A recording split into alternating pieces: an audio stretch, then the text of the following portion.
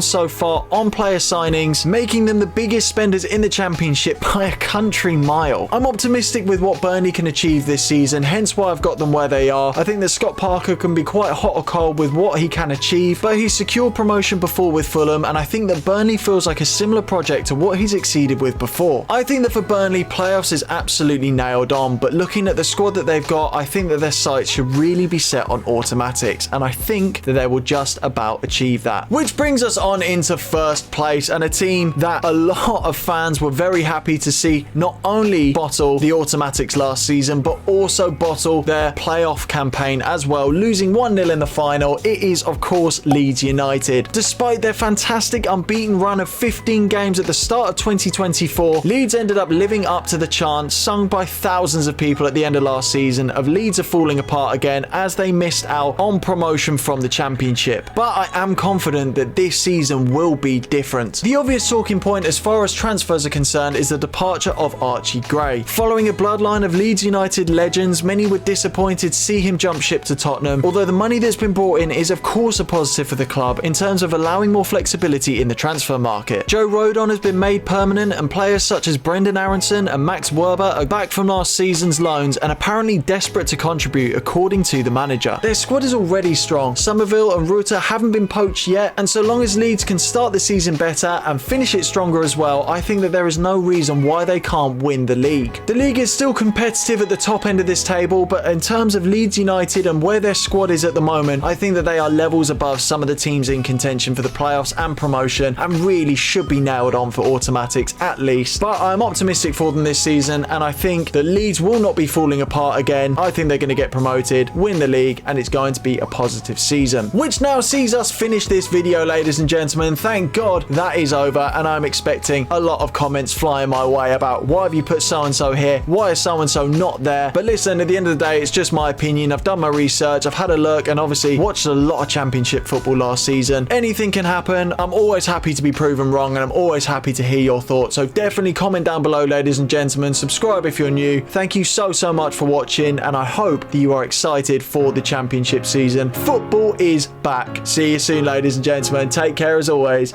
Peace and love.